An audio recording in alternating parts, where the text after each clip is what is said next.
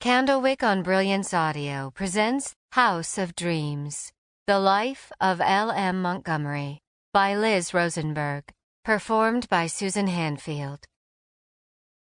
The McNeil farm sat just outside the limits of Cavendish, a seaside village of close-knit connections.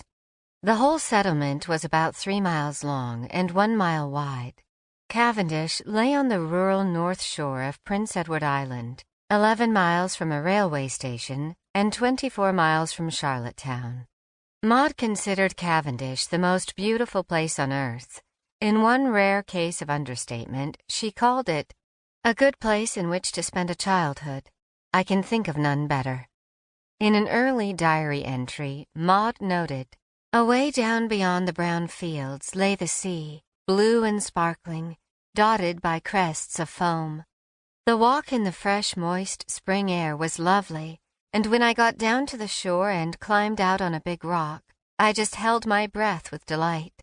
To my left extended the shining curve of the sand shore, and on my right were rugged rocks with little coves, where the waves swished on the pebbles.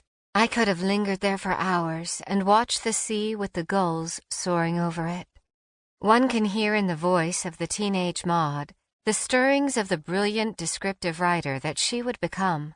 Maud was fiercely passionate about Cavendish, her childhood home base. However much she might privately criticize the village, she never let an outsider say a word against it. No place was harder to leave. None moved her so powerfully. "It is and ever must be hallowed ground to me," she declared. Maud knew each field and hill, the fruit orchards, groves from which the children would gather chews of spicy spruce gum.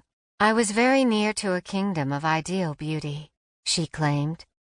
During Maud's youth, Prince Edward Island was a tightly knit place, home to 100,000 people. It was the smallest of Canada's provinces, an outlying region glimmering off the eastern shore of New Brunswick. As far as Maud was concerned, Prince Edward Island remained the most beautiful place in America. Very rarely as a young child did Maud ever venture beyond the outskirts of tiny Cavendish. Her grandparents were dedicated homebodies, and over the years they withdrew still more. A trip to Charlottetown, less than 25 miles away, was a very rare treat, once in 3 years, and loomed up in about the same proportions of novelty, excitement, and delight as a trip to Europe would now. It was on one such rare trip to Charlottetown that the 4-year-old Maud managed to escape her grandparents for a few minutes.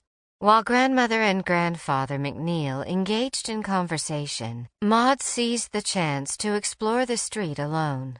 She was amazed to see a woman shaking out her rugs from the top of a house. She chatted briefly with a strange girl with black eyes and black braids, and felt she had had an extraordinary adventure. Family visits to Maud's Uncle John's and Aunt Annie Campbell's house at nearby Park Corner happened perhaps once or twice in a year. These visits, too, Maud treasured as a welcome escape from the dour McNeil home. Maud found her first companionship at Park Corner.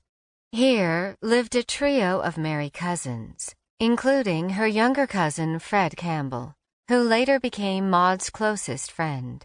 "My more than sister, the woman who was nearest and dearest to me in the world,"